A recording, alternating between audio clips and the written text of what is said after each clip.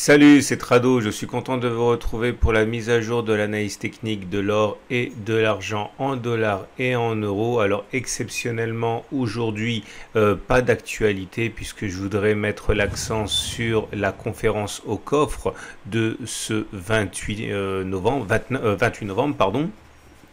Et vous pouvez d'ores et déjà vous inscrire. Je vais mettre le lien juste en dessous de cette vidéo. Vous avez, vous savez que c'est une conférence qui exceptionnellement sera donnée en ligne avec des intervenants de prestige que vous connaissez tous, notamment Olivier Delamarche, Philippe Béchade, et puis également un spécialiste reconnu dans son domaine, Edwin Le Héron. Je ferai un petit aparté technique et encore une fois, puisque c'est un événement qui a lieu en ligne, les places ne sont pas rationnées, hein, comme c'est le cas d'habitude. Ça tombe bien parce qu'il y en a toujours qui sont déçus de ne pas pouvoir participer. Je mets le lien encore une fois pour vous inscrire en dessous de la vidéo et on peut commencer maintenant avec l'analyse technique de l'or libellé en euros. Et l'or libellé en euros souffre du contexte actuel, hein, avec la baisse, la réduction de l'incertitude liée à maintenant de nombreux candidats vaccins qui proposent des résultats d'efficacité à plus de 90%. La visibilité s'améliore pour l'économie et les investisseurs décident de se détourner de l'or pour se jeter sur le marché action qui était sur la retenue.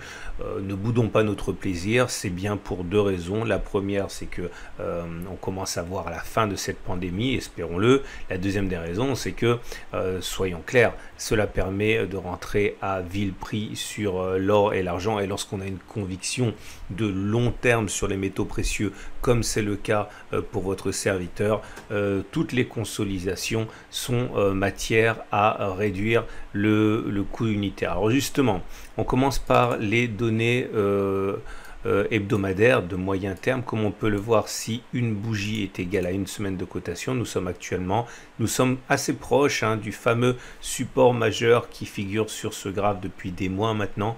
Ça a été mon objectif depuis des mois, sauf une semaine où je me suis laissé emporter par une vague d'optimisme. Mais nous sommes plus qu'à une encablure, quelques encablures, hein, puisqu'il faudrait aller chercher moins 2 à moins 3% pour être dessus. Que va-t-il se passer sur cette zone? Je n'en sais rien. Je sais par contre qu'il y a plus de chances que le rebondisse à partir de cette zone qu'à un autre moment pris de manière aléatoire. En tout cas, je pense également que de nombreux investisseurs vont acheter sur ce niveau. Sera suffisant pour entraîner à une augmentation durable de l'or? Là encore, je n'en sais rien, mais je sais que beaucoup d'investisseurs rentreront ou renforceront sur ces niveaux de 1477-1492. Le problème, c'est qu'entre-temps, la tendance s'est dégradée. On a une moyenne mobile à 20 semaines qui descend, donc la tendance générale est baissière. La tendance de fond sur les unités de moyen terme est par contre neutre puisqu'on est en dessous de la M50, mais la M50 monte toujours. Ce n'est pas le cas des données journalières. Si on prend une bougie égale un jour, et ce ne date pas d'hier, nous sommes en tendance baissière avec une M20 qui descend, une M50 qui descend. Clairement, ça signifie que la tendance générale et la tendance de fond sont toutes les deux baissières et toutes les deux pointent vers les 1477, 1492 euros comme prochain objectif de court terme. Et pour l'or libellé en dollars, c'est un petit peu mieux puisque comme vous pouvez le voir, nous sommes toujours au-dessus de la moyenne mobile à 50 semaines qui monte, même si on est en dessous de la moyenne mobile à 20 semaines, ce qui signifie que nous sommes en tendance de fond qui est toujours haussière en données de moyen terme. La tendance générale est plutôt neutre. Est-ce que l'on aura droit à un rebond comme ça a été le cas en mars 2020 sur la moyenne mobile à 50 semaines? On n'en sait rien, mais en tout cas, cela correspond à un support majeur qui nous intéresse fortement à 1748, 1765 $. Va-t-on y aller? Sans doute, ce n'est pas certain, mais cela est probable.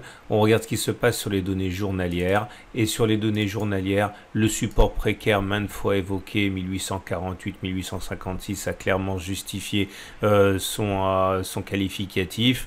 Il a été balayé lors de la énième attaque. On peut l'enlever. Nous sommes maintenant sur un support majeur à 1790-1817, mais c'est un support majeur d'ailleurs qui commence à produire ses effets. Vous voyez un rebond ici, c'était une zone de résistance, elle a été cassée, elle a donc changé de polarité comme c'est souvent le cas et pour l'instant elle fait illusion. Va-t-elle tenir? Rien n'est moins sûr. En tout cas, c'est une zone d'accumulation rationnelle comme la zone en dessous en gris qu'on a évoquée et qui correspond au 1748-1765. Les investisseurs sont sans doute nombreux à déjà commencer à accumuler sur cette zone sans attendre un éventuel retour sur les 1748-1765 $. On regarde ce qui se passe sur mon partenaire au coffre. Et l'actualité chez mon partenaire aucoffre.com, c'est l'offre de Noël pour les fêtes. Vous pouvez découvrir les offres exclusives sur le site directement en cliquant sur découvrir nos offres. Et là, vous avez la possibilité d'acquérir des packs or, des packs argent, bref, tout un ensemble de packages qui vous permettront de transmettre un cadeau qui a du sens à ceux que vous aimez. On passe tout de suite à l'argent. Et l'argent en euros, pour bien faire, comme on peut le voir, la tendance de fond est toujours haussière. En données hebdomadaires, les cours sont au-dessus de la moyenne mobile à 50 semaines qui monte. Par contre, la tendance générale est neutre puisque nous sommes en dessous de la M20, mais celle-ci monte toujours. Va-t-on aller chercher les 16, 8, 17, 9? C'est ma conviction. Si on n'y va pas, je ne serai pas surpris non plus, mais je pense qu'on va y aller. Cela correspond à une baisse de 8 à 15% encore, une paille par rapport à ce qu'on a déjà engrangé lors de la précédente impulsion haussière. Je vous rappelle qu'on a pris 137% depuis mars, rien de plus normal que de consolider 50% d'une progression.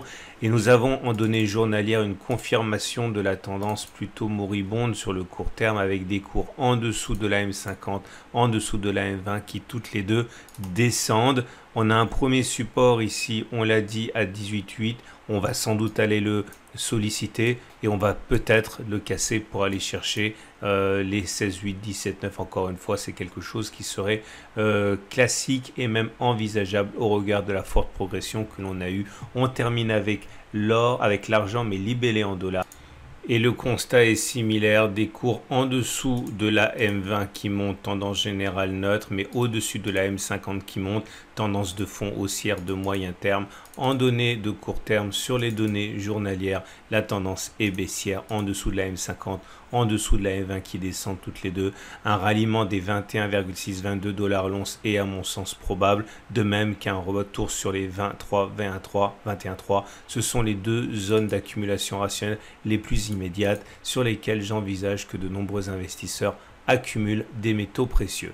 Voilà, il ne me reste plus qu'à vous inviter encore une fois à vous inscrire à cette fabuleuse rencontre annuelle. Pour ma part, lors de cet événement, je tenterai de faire mes pronostics pour l'année 2021 et on fera bien sûr le bilan de ce qui s'est passé en 2020. Je souhaite une excellente semaine et je vous dis à samedi dans le cadre des rencontres aucoffre.com. Pensez à vous inscrire.